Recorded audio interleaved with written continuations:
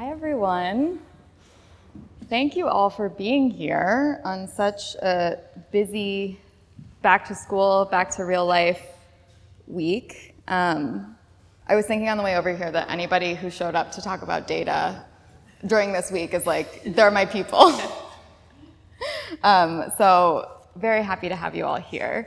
We're gonna chat for 45 minutes or so and then open it up for questions. So please, if you have any, tuck them away. We would love to hear them.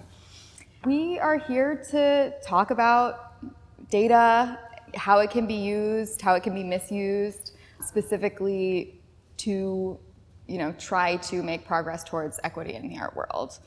And so we both come from two different organizations. It seems weird to call the Burns Halperin Report an organization when it's two people, Charlotte Burns and I.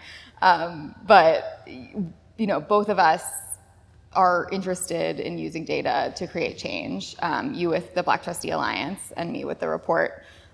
So to start, can you tell me how the Black Trustee Alliance came about? What is its origin story? Sure. Thank you for inviting me to be part of this conversation with you. I'm such a fan of your work. And so I'm just glad to be a part of this dialogue. And it's a conversation that I wish was happening more often. I think there was a flashpoint that was a part of the founding of the Black Trustee Alliance that I see some interest waning. But going back to the early days, the Black Trustee Alliance was initiated out of a conversation that Darren Walker, who's head of the Ford Foundation, and Elizabeth Alexander, head of the Mellon Foundation, and Thelma Golden, director of the Studio Museum in Harlem, they had this idea that they would bring together Black trustees. It was the wake of the murder of George Floyd. Everyone was at home on Zoom thinking, what can we do? How are our institutions complicit in some of the issues of systemic racism in our society? And the three of them thought, let's bring together a group of Black trustees and just have an open dialogue and conversation. So we sign on to the Zoom. There are about 20 of us, New York-based folks, and people start to share stories. They share their experiences, what they've learned, what's worked, what hasn't worked, the issues they're seeing within their institutions, the kind of support they wish they had. And one conversation turned into two, turned into three, and then a small steering committee said, why don't we make this an organization? We're also very small, a tiny group. We have one executive director now and are hiring a program manager. But there was this steer co that thought we can make this into something. And so we started to build the outlines of what an organization could be and started to build out the outlines of what we could offer based on what we were all experiencing within our institution. And so today, 3 years later, we have about 120 members. We have an advisory board of 12 people, and then that small team that I mentioned, and a lot of collaborators. I know we've been in conversation with you before. Tell me about starting Burns Halperin. 2018, you and Charlotte Burns Just hanging out. decide you're going to do this deep dive into data. Yeah. How did that come to be? So Charlotte Burns is also a cultural journalist. She and I worked together years ago at the art newspaper. In 2018, we were working in different places. She was working for In Other Words, which is a podcast under the Sotheby's umbrella. I was working for Artnet. And we were at a bar talking about work, as so many of us often are doing. And it was a period of time where there was a lot of coverage about how great a time it was to be a Black artist. This was the period when Basquiat sold for a record-breaking sum of over $100 million at auction. There was the Carrie James Marshall exhibition that was traveling and at the Met Breuer. And all of these headlines just kept coming out. And we were thinking, this is also the middle of the Trump presidency. If it is like this, if the art world is somehow really branching off from the rest of the world and the rest of society, then that's a really interesting story to tell, and we should figure out, how that change happened and why, and it's a model that people can look to. And if it's not actually true, then we should stop saying that it's true. And I think we thought at the beginning that it was going to be the first category. We thought it was going to be about trying to show how change happens. And then we found that, our perception, and I think a lot of the participating institutions' perception of change was really out of step with reality. So that was the first one. And then in 2019, we looked at female identifying artists. In both cases, looked at around 30 museums in the US and also in the international auction market. And then the most recent is 2022, and that was sort of trying to bring all of the different data sets together, get a better geographic sample of museums, and so look at 3 data sets, female identifying artists, Black American artists, and then the intersection of Black American women. And so you're 2 writers diving deep into data. How did you start? How did you know what to do? Did you bring on partners? So at the beginning, we definitely wouldn't have done it if we knew how hard it was going to be. Definitely not. Ignorance was absolutely on our side. I had done a little bit of data work previously at the art newspaper, looking at the overlap of mega gallery rosters and major museum exhibitions to show how much, at that point, 30% of museum solo shows were of artists represented by mega galleries. So I had a little bit of a sense of how to collect and analyze data, and I had done that in the market work that I'd done at Artnet.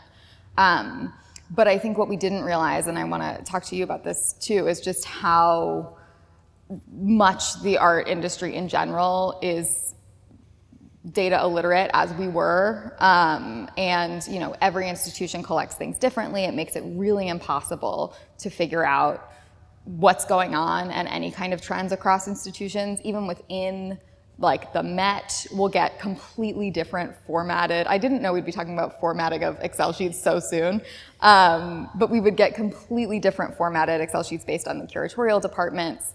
And so, it ends up taking, in the most recent case, about 2 years to clean the data and sort of make it possible to do any kind of analysis. Now, I know that you didn't talk yet about BTA's interest in work with data, and I imagine you have maybe similar but also different experiences with how museums regard it. So can you talk about BTA's own data work and report? Sure, and I guess one question for you, though, before I go there is, do you think that difference is by design? Is there a decision not to count it, not to make the data easy on the institution side, or is it really it just ended up that way, inherited systems that are inconsistent? I think it's mostly the latter. I think museums are, they're often very meagerly funded. They're working on old computer systems, old registration software. If, one museum had to bow out because its registrar, I think their registrar may have passed, and they were like, we don't have anyone. There's no one. So it's just they don't have the infrastructural support, and I think it's not a priority to get it. That's not where they want to put their money first and foremost, or their time. We're super grateful to the institutions who do, because it is, it's a commitment. There are institutions that participate every year, and they always have. There are a couple that just have very bad numbers, but I love them so deeply because they do it every year, and it's hard, and it's a commitment to holding themselves accountable. So I think it's structural. It's not intentional, but it takes intention to change, and that hasn't happened either. Right. Yeah. So the BTA has done just one survey. We brought on Ithaca SNR, which is an organization that has worked in collaboration with the Mellon Foundation before, and Mellon was funding our data push. And we worked in partnership with them, and they had all of this knowledge about cultural institutions, but not so much about board members.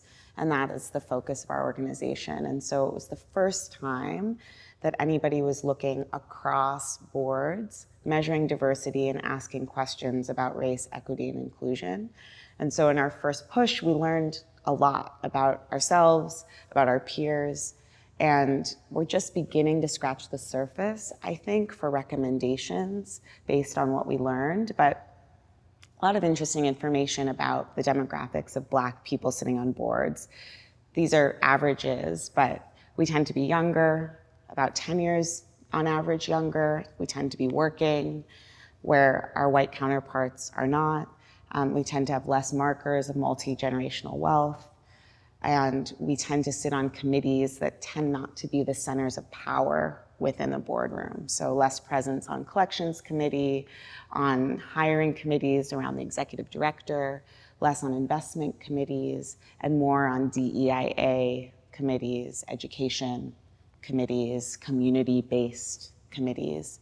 And so as we're starting to uncover that, I think there are jumps that we can start to make, right? If more Black people are working, then committee meetings in the middle of the day become less accessible. And we also, I think we had a measure of wealth around if you were making more than $1 million annually. And I think about 14% of Black people sitting on boards made over $1 million, where 14% and then 31% of white people sitting on boards made more than $1 million. And of course, being able to give generous gifts is one way of having power in a boardroom. So you can start to see how there's systemic issues that make the space that we occupy in boardrooms less equitable. And how did you find people, both like museum institutions, like directors and board members, like how did they respond to getting this kind of survey, which is asking questions that they haven't been asked before? Yeah, it's a good question. We got a lot of feedback that there are tons of surveys going around. I know, it's my fault too. Yeah, people said, oh, this is the third survey I've been asked to send out to my directors, and there's some pushback because of that. But I think that especially because of the time at which we were doing it, and I'm curious as we continue to launch surveys if we'll have as positive of a reception, because it was still in a moment where people were talking about, in the wake of George Floyd, what does equity look like within cultural institutions? And so I think there was an ethos of trying to help us out. I think we had 926 respondents, and that was our goal, so we felt good. And that was surveying all trustees, right? Not just Black trustees? All trustees, and then we cut the data based on race and did comparisons. And I mean, did you get a sense then whether Black trustees had also joined boards more recently? Yes. Most people who were Black trustees who responded had been on the board for less than 2 years. And so we attribute that to, in the wake of George Floyd, cultural institutions realizing like, oh no, we are trying to contend with what our communities are asking of us, and we don't have expertise within our leadership team to even be talking about race in a contemporary way. And so part of, this is maybe less related to the data side, but part of the impetus for Black Trustee Alliance was to support these people who were newly on boards, had been thrust into a board position in a moment that was particularly fraught and particularly tense, and typically didn't have large communities of other Black people sitting on the boards alongside them. And so BTA, part of our work is to start to build that community across organization so that we can learn from one another and be in communication with one another. One other part from the data that we learned was that Black trustees were less likely to have other family members or people in their immediate circles who were sitting on cultural institution boards. Only 3% of Black trustees had a family member sitting on a cultural institution board. And so we tried to step in as a place for community, being able to ask questions, to trade notes with one another, and be in dialogue with other trustees who are facing some similarities despite being at different institutions. And it's interesting, I mean, that the data point about, board members, the majority had joined within the past 2 years is really interesting because it is something that was encouraging to me that we saw in the data, which by and large, and I'm sure we'll talk about it, is not so encouraging, is the fact that you can actually see evidence of social movements having an impact on collecting, which is maybe to some people intuitive, but if you know museums a little better and you know how slow they are and you know how bureaucratic they are, it's actually it's good news. So we saw that the peak year for acquisitions of work by Black American artists was in 2015, so 2 years after the establishment of the Black Lives Matter movement. And we saw that the acquisitions of work by women actually peaked in 2009, but the second two biggest years were 2017 and 2018, so after the Trump election and the kind of rise of the women's movement and Me Too. That second kind of peak was also much more broadly distributed. It wasn't just one institution or two institutions, really making an effort. You could see it more broadly distributed across the museums that we looked at. How long does that bump last for? And does it change? Yes, it does. And also our data set is still small enough that one Guerrilla Girls portfolio can make it look like a better year, So it's still, we're dealing with such small numbers that they can also really be skewed year to year. But yeah, I mean, you see bumps that will maybe 2 years is kind of the longest that we've seen in the time that we've looked at. So that's 2008 to 2020. The caveat with 2020 is also that, it was the pandemic, budgets were really tight, museums really weren't acquiring much.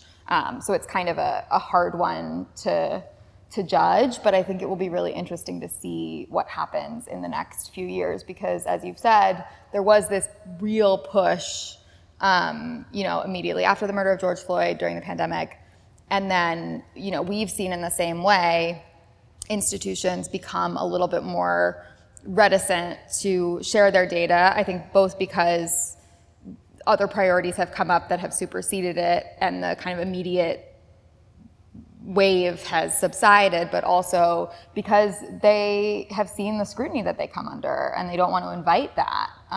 And they want to kind of be in control of the stories that they're telling about themselves. Were any places already tracking this well? Were there any places that you'd say oh wow, before we even asked, they had a point of view and not just a sense of where they were, but a vision for their goals and where they wanted to get to? Some museums, I mean, a lot of them had kind of done this work and you could see it in the numbers, but maybe they didn't track it in their records that way. The High Museum in Atlanta did reach out to us and volunteer to participate, which is unheard of. So that was really amazing. The Perez Art Museum in Miami, they have recently, as far as I know, they're the first institution to hire an in-house data analyst. And so they were, keen to participate and also I think really at the forefront of this discipline. And then there were institutions like, DIA here in New York, where they had a pretty dismal record until their current director, Jessica Morgan, joined, I think, in 2013 or 2014. And within, I think, 3 years, her institution became overall the leader in acquiring work by women with 62%. So it also shows the impact that an individual person and the agenda that they set can have on an institution. You can see when certain people arrive and certain people leave if you're looking at our spreadsheet, which is both encouraging and also a little scary because it also points to the sort of frailty of change too, that, if this person comes, all of this change happens, but what happens when they leave? Right, is it systemic? Yeah. But I will, just to bring people up in a slow evening, I do want to play a brief quiz game to see if people can guess some of the findings of the Burns Halperin Report real quick. So this is just going to raise your hand if you think You'll get it. So what portion of acquisitions at U.S. museums between 2008 and 2020 were of work by female identifying artists? Raise your hand if you think it's 50% or more. Okay, you guys have caught on. Okay, raise your hand if you think it's between 25% and 50%. Okay, we have like 3 half-hearted hand raises. 4. Well, it's 3.5, 2.5. What about between 15% and 25%? Okay, so it's actually 11%. Okay, now, proportion of acquisitions at U.S. museums of work by Black American artists in the same time frame. I'm going to start lower because I feel like you get it now. Between 25 and 50%. Okay, between 10 and 25%. So it's 2.2%. One hand. It's 2.2%. 2008 to 2020. And the last one, proportion of acquisitions at U.S. museums by Black American women. I'm going to start with between 10 and 25%. Between 5 and 10%. Between 1 and 5%. So it's actually 0.5%. So it's tough. So it has, you do see some changes go up, but it's less, interestingly, it's less about time frame and more about type of institution. So we have seen, for example, contemporary institutions, their numbers have gone up and they're now like 48% female artists in their acquisitions, and I think they are 3% work by Black American artists, 9% work by Black American artists, and 3% work by Black American female artists. So if you're looking, for example, if you're comparing that to the population of the United States and you're looking for parity there, like it's much closer. It's not there, but it's much closer. So you see certain institutions, certain kinds of institutions changing more than the whole percentage, which doesn't really change as much. Can you talk more about tying the U.S. population to your work? I know in reading it often comes up that the representation that we're seeing on acquisitions or in auction results are like a fifth or worse than what you would expect if these spaces were to reflect U.S. population demographics. And I guess I'm curious about how you decide to tie to that number, but then also if you look at it regionally or more specifically based on where a cultural institution might be. No, it's a great question, and it's one of, if you're in this like really nerdy world, it's very controversial. It is, it was originally something that we did just to give people kind of something to hold on to, some kind of yardstick. I think it becomes, if you don't give them something and they can choose to kind of ignore it or not, it's very easy to rationalize. It's very easy to say, well, there were fewer women who were working as artists for so long that, like, of course it's going to be 11%. Whereas if you do a little bit more research, you know that, like, art school graduation rates were actually a parity in the 1940s and then again in the 80s. And so it felt like it was something we could do to kind of root it in the world that we live in. I think it is a flawed yardstick, but it kind of felt more like faithful to the spirit of the project than having nothing and just laying the numbers out there. I do think, as we add more institutions, I think it'll be really interesting to focus a little bit more on geographic differences within the country, because you obviously see that in terms of, certain museums in the South tend to have slightly better representation of Black American artists.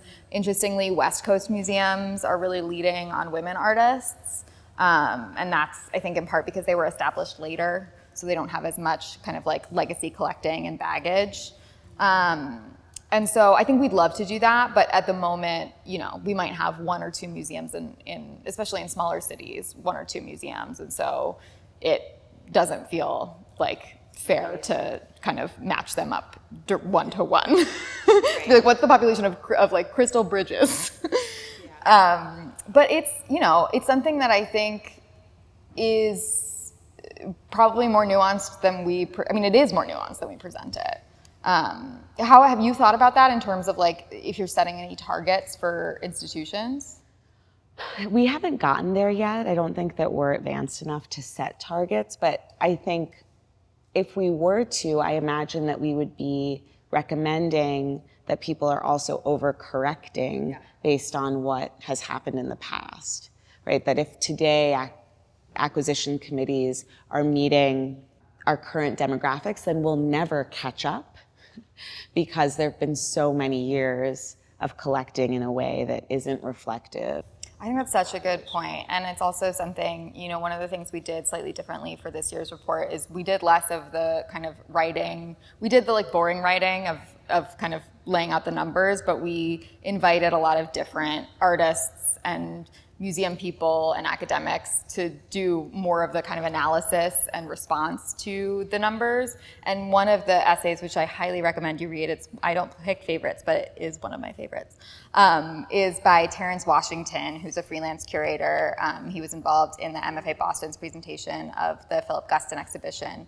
And he was sort of critiquing the entire concept, but from the opposite perspective. He was saying, why are our imaginations so paltry that we can only imagine demographic parity? Like, why can't we imagine going beyond that? Why is that unthinkable? And you're not then accounting for mortality rates or the fact that, when you're thinking about, indigenous artists, that there was a genocide that prevented a lot of, so it's a really, I think, people can come at it from very, very different perspectives. Yeah. What is the future of the report? What comes next? So right now we are preparing to do a new edition that's focused on Latinx artists. Apropos the discussion we just had, they are 19% of the U.S. population, Latinx people.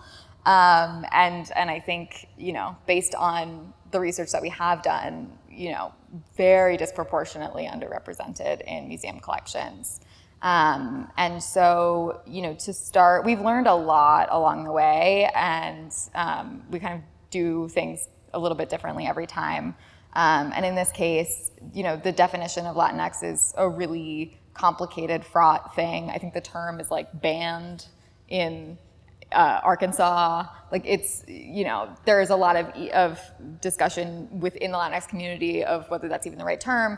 And so, we're starting at the really very beginning where we're going to build an advisory committee of experts, in Latinx art and art history to help us develop the definition that we will use then and apply to museum collections. And then we're hoping to actually follow the BTA model, which I would love for you to talk about in a second, of having data fellows join and work, between the institutions so that it's not sort of left to them themselves to kind of have to dedicate the resources to figuring this out, to collecting the data and cleaning it with us. So that is next. What about for BTA? One follow-along question, you've talked a little bit about, and we've talked about giving people the ability to self-identify. And I'm curious how that will be a part of the next project. Yeah, that is like the gold standard, I think. It's not possible, obviously, for artists who are no longer living. There is a lot of artists in the museum collections. There is an initiative that I think is so exciting that's being spearheaded by a curators organization to develop a questionnaire to basically like a one-stop shop questionnaire where artists can respond to this, and it would be kind of shared among institutions so that they kind of all artists don't have to answer a million questions about how they identify. They do it once, and museums all share it, which is a stroke of genius. It's a brilliant idea. But it's also going to take a really long time. Like curators are not the fastest, most nimble folks, even though we love them so much. And so, there's an exploratory thing before you develop the questionnaire, and then you got to send it out, So I think it's going to take like 7 or 8 years. And so our feeling is like when that comes into being, and if there's anything we can do to help, great. we'll use it. But until then, I think it would be a mistake to not try to have a sense of where we are. And so, we rely on the expertise of the curators. We develop, in this case, we're developing a definition with experts. And, kind of being the first to say that there are going to be flaws in edge cases, but at least this is kind of as close as we can get to understanding where we are. I can share a bit about our data fellow, which is, I think, a happy story, an uplifting story. But I think I mentioned earlier that the Mellon Foundation suggested we work with Ithaca S&R on our data project. And we were excited to work with Ithaca S&R. They have a great track record, really knowledgeable about the museum field. But in meeting with their team, we realized that there were no Black people who worked there. And so, of course, as we are talking about equity and cultural institutions not having representation with our data partner was a huge issue. And to Mellon's credit and to Ithaca's credit, Mellon agreed to fund and Ithaca agreed to hire a data fellow who would work on our project alongside the Ithaca team, who was a young, developing data engineer. And so there's this amazing woman who was hired into that role to work on the Black Trustee Alliance project and also to learn about Ithaca more holistically. And she actually was hired full-time by Ithaca. And so it's just one person, but I think finding opportunities to help spend money in ways that enable people of color to enter the field is something that we're focused on continuing to look for opportunities with, but it's one happy story. And speaking of spending money, I wonder if you could talk a little bit about BTA's work with the vendor pipelines, because I think that is one of the most sort of novel and really interesting areas that you guys are working in. Yeah, and there's so much more to do. I'll start there, but one of our core tenets is thinking about cultural institutions as places that have a lot of power. And so often board members are thinking about the cultural institution they're in relationship with as a place to give money, right? There's often a philanthropic relationship as part of sitting on a board. And we often aren't thinking about, okay, sure, we are donating money to this space and foundations are donating money to this space, the city is donating money to this space. Where is that money going? Where is it being spent? Where is that money being invested? Who's being hired for architecture projects? Cultural institutions, not always, but often, are spending money in pretty sizable ways and impacting the community that they sit within based on who gets that money, who gets those resources. And so from the beginning of the founding of BTA, we've had a series of conversations where we've brought thought leaders in front of our audience of members to talk about how you think about equity and your impact based on your spend. And yeah, I mean, I think it's such an important framework. And I remember, I don't know whether it was you or Brooke, the former director of BTA, who was saying it comes down to even like, who are you asking to do the flowers for your gala? Like, are you always asking this one, big florist, big box store? I don't know. Or are you asking like a local Black florist who lives, around the corner, whose studio is around the corner from the museum? And I think, those little things have become also really influential for the way that we think about our work. I mean, we're very, because it also makes the work better, especially in the kind of work that we're doing. I mean, we found a fantastic Black female data graphics designer who did our data graphics, and it was, she was able to think about how to represent this stuff in a sensitive, intelligent way that we wouldn't have gotten to on our own. There's just no way as two white women. And so, I think we also think a lot, even with our tiny amount of money that we have, about how we're spending it. And that was definitely informed by the work that BTA does. Yeah, and I think it's important too to think, I think it's something that should be thought about in every instance of spending money, but I also think that we tend to be thinking about Black suppliers in a way that is actually very aligned with like Jim Crow. Like you see more often that Black people are being brought in like culinary spaces, the staff that is helping I've had this experience where a museum director said, oh, well, like the janitorial service that we use is run by a Black person. And that is awesome and great. I want that team to be successful. But I think it's also really important to push the thinking about places where often Black people or other people of color are not the first thought of. So like endowment.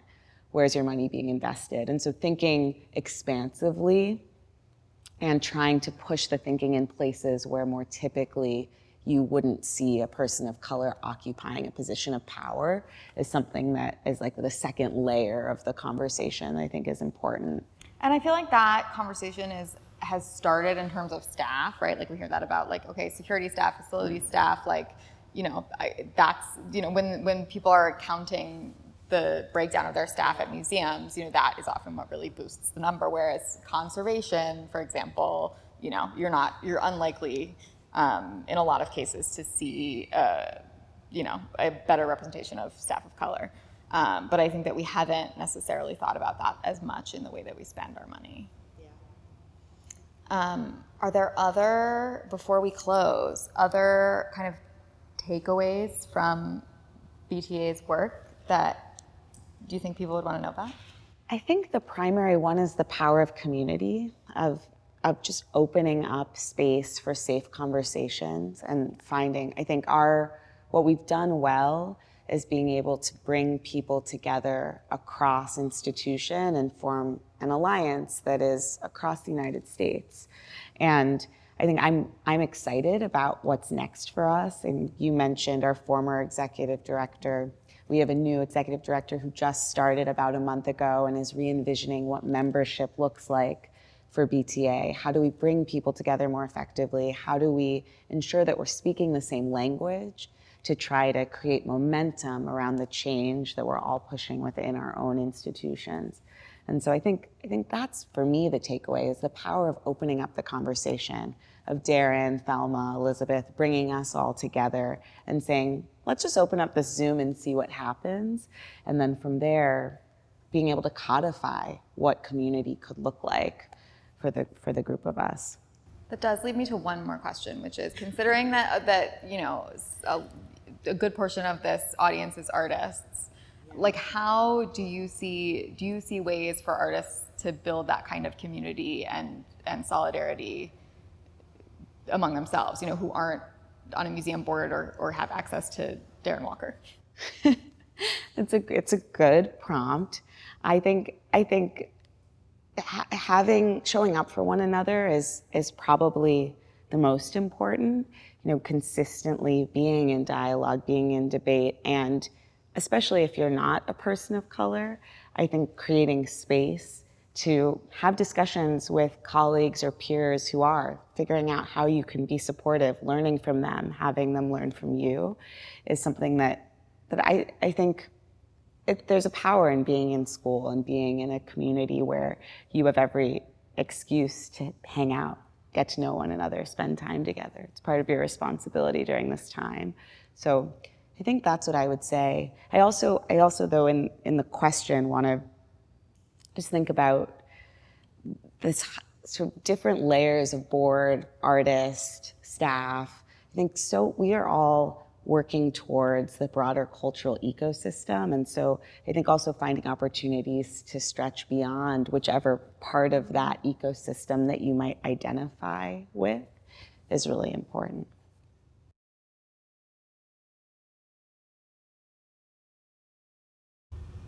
Wonderful. Well, I think we have time for some questions if people have them. Yes. Let's start off. Great. Do you think there's any difference in smaller cultural institutions like White Columns and Art Space or Drawing Center in your exhibition records as far as representation of women and people of color by comparison to the moment you're doing a big institution? It's a great question. We haven't looked at institutions as like White Columns or Drawing Center, that are non-collecting because we focused on acquisitions. That said, I would bet you $400 that their records are better in terms of exhibitions. I mean, in general, we see exhibition records are better than acquisition records, in part because they're curator-led rather than kind of gate-kept by a more powerful trustee class. They, they cost about the same to put on, whatever it is. I mean, that's actually not true. I don't know why I said that. But they, it's a line item that you're working with rather than deciding you're going to invest more in this thing. And so they're usually about twice as good, twice as representative. And the other thing we found, which is another reason why I think that your assumption is probably correct, is that we found smaller institutions generally outperformed large institutions in terms of their acquisition records and their exhibition records. I think it was institutions with annual budgets between $10 and $15 million, which is on the low end. Like the kind of the tiers we looked at, it's the second smallest. They were, the kind of best performing of all of the institutions that we looked at. And I think that's in part because they can pivot faster. They probably don't have the sort of legacy donors who, they, agreed to take this guy's collection like 60 years ago, and now it looks totally out of fashion, and they're like kind of stuck with it because they said they'd take it, and he just died. So I think, it's another bright spot in that, smaller institutions can really distinguish themselves here. And so that's something that we see over and over again. I don't want you to drag anybody. So some institutions in New York that are doing really well with this, and so you're responding to the surveys? Yeah, I mean, I can drag people a little bit. It's like, if you made it this far into the video, then you're committed. The institution I was talking about before is MFA Boston. God love them. They perform the worst every year, and they still continue to participate, which I respect them so much for. Somebody there thinks it's a good idea, and I like that person a lot.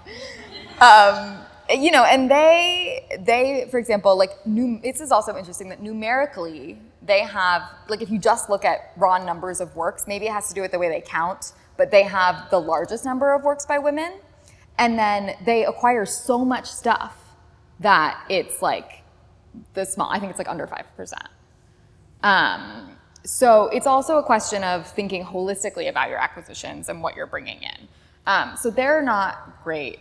But another one, so MoMA that's one where we've seen some of the greatest advancement and improvement. And, when an institution like MoMA makes that kind of stride, it has, a big impact on the numbers as a whole, right? Because they're really, really large.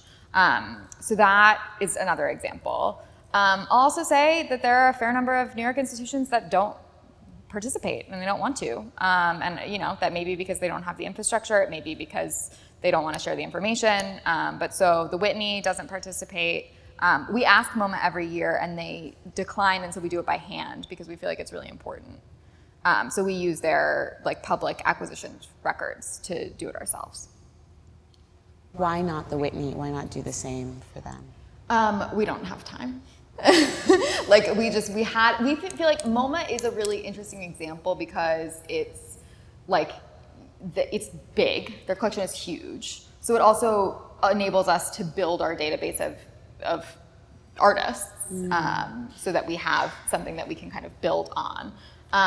And I think they are representative of a lot of shifts and changes. And so we had to pick one. Got it. What about training institutions?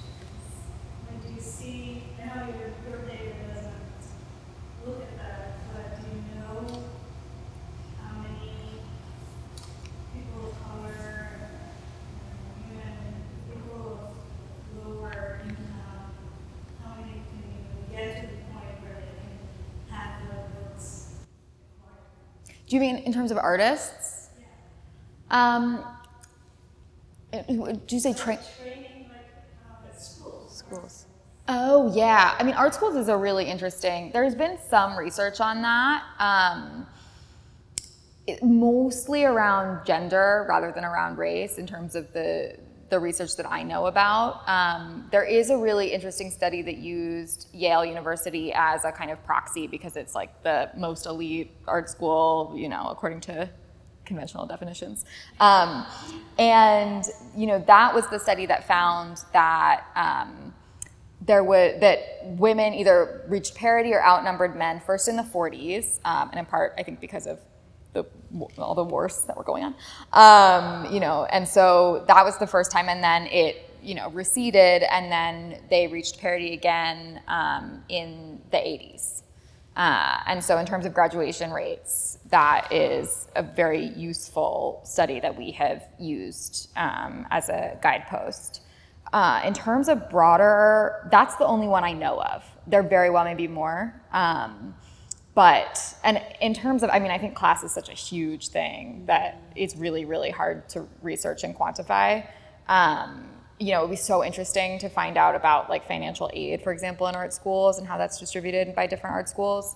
I would love to do that at some point, and hopefully someone else will do it first.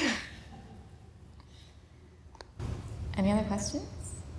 I'm just curious, what kind of excuses do major institutions offer for not having a first trustee or trustees?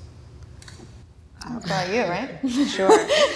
I mean, so often it's the argument of not being able to find people who can afford the dues. It's the give or get, so they basically, but isn't it usually a give or get? Like you either give the money or you offer services in some other way?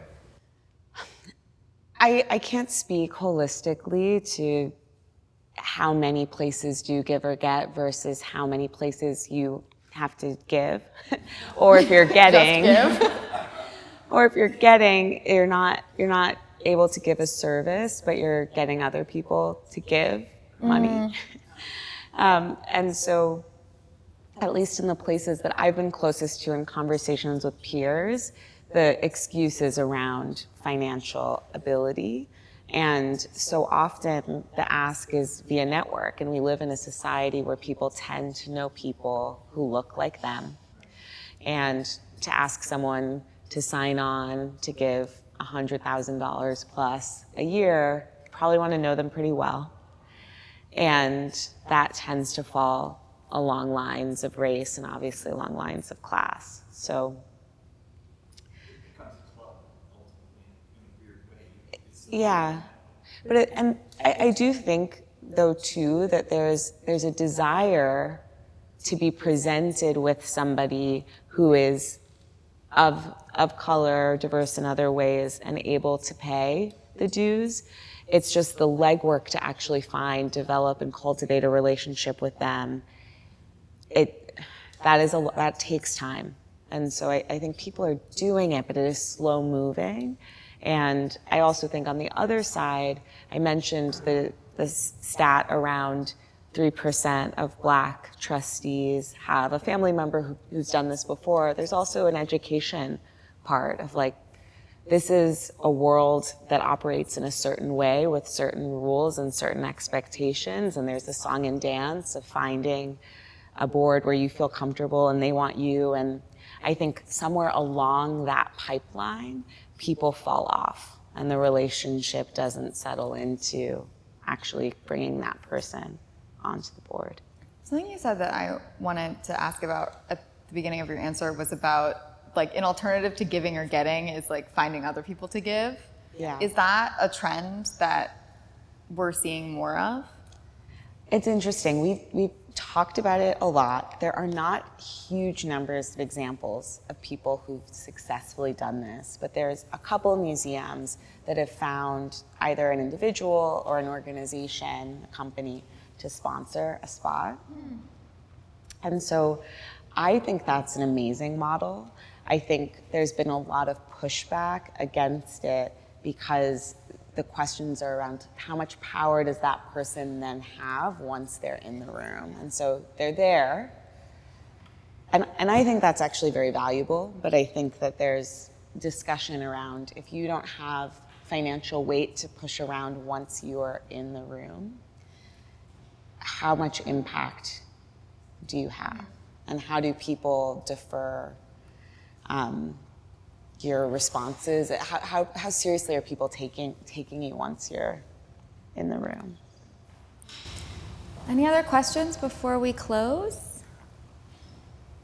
Thank you all so much for coming. Yeah, thank you. Thank you.